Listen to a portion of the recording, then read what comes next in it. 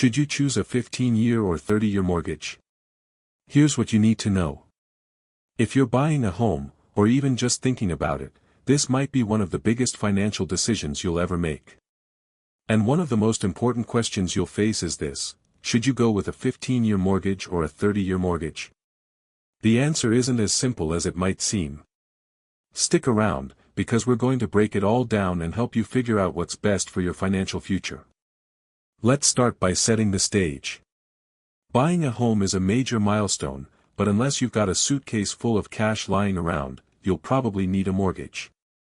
A mortgage is essentially a loan where your home is the collateral, meaning if you stop making payments, the bank has the right to take back the property through foreclosure. The 30-year mortgage is by far the most popular choice in the U.S., making up about 2/3 of applications. In fact, nearly 86% of mortgages that close are 30-year terms. So does that mean it's the best option? Not necessarily. The 15-year mortgage may be less common, but it has some powerful advantages, and a few drawbacks, you definitely need to consider. Let's dive into the 15-year mortgage. First up, the pros. One of the biggest benefits is the lower interest rate.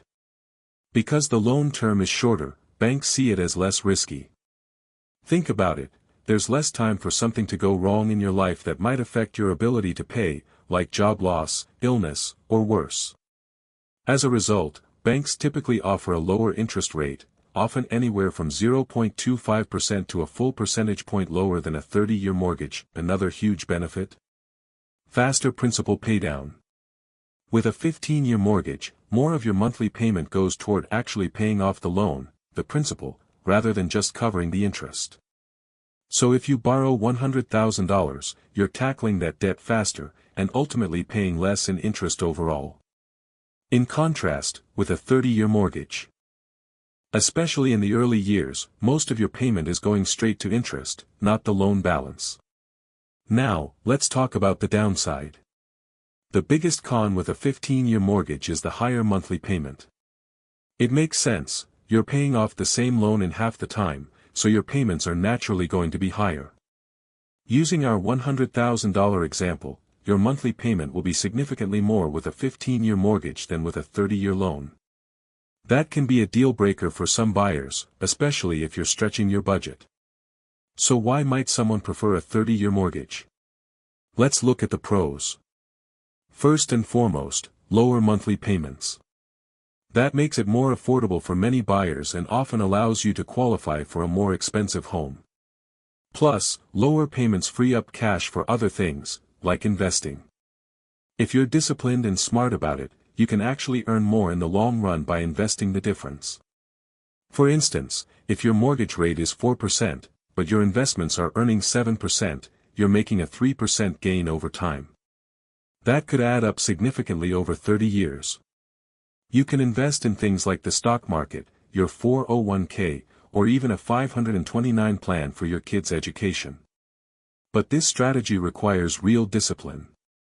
If you're not consistent, that extra money could easily disappear into lifestyle expenses, vacations, cars, or impulse purchases. Now for the cons of a 30-year mortgage. The most obvious, it takes twice as long to pay off. That could mean carrying your mortgage into retirement, which, let's be honest, doesn't sound ideal. Plus, the principal gets paid down much more slowly. As mentioned earlier, a large portion of your monthly payment goes toward interest in the early years, so it takes a long time to build equity. Let's run through a quick real-world example to show the financial impact. Imagine you're buying a $375,000 home and putting 20% down, that's $75,000, leaving you with a $300,000 mortgage. With a 30-year loan at 4% interest, you'll pay roughly $215,609 in interest over the life of the loan. But with a 15-year loan at 3.25%, you'll only pay about $79,441 in interest. That's a staggering difference of $136,000. The monthly payments? About $2,108 for the 15-year loan versus $1,432 for the 30-year loan, a difference of $676. Now, if you invested that $676 every month at an average 7% return over 30 years, you'd end up with around $829,511 before taxes. If you used a tax-advantaged account, like a Roth IRA or 401k, you might still see around $558,179 after taxes. That's the power of compound interest. But again, this only works if you actually invest the difference and leave it untouched. And for many people, life gets in the way. That extra money often gets spent, not saved. So while the math makes sense, the reality is that it's hard to stay that disciplined. Here's a strategy some people use to get the best of both worlds: take out a 30-year mortgage, but make payments as if it's a 15-year loan. This gives you the flexibility to pay off your home faster when things are going well, but provides a safety net when unexpected expenses come up, like car repairs, medical bills, or job changes. That flexibility can be a game changer, especially during tough times.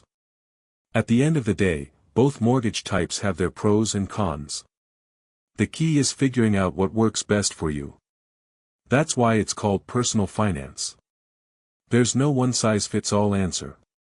Personally, I lean toward being mortgage-free. Even if the math favors a 30-year loan with smart investing, there's something incredibly freeing about owning your home outright and living debt-free. If you found any value in this video, don't forget to hit that subscribe button and click the bell so you never miss another upload. And let me know in the comments, are you Team 15-year or Team 30-year? Your engagement really helps this channel grow, and I truly appreciate you being here. Thanks for watching.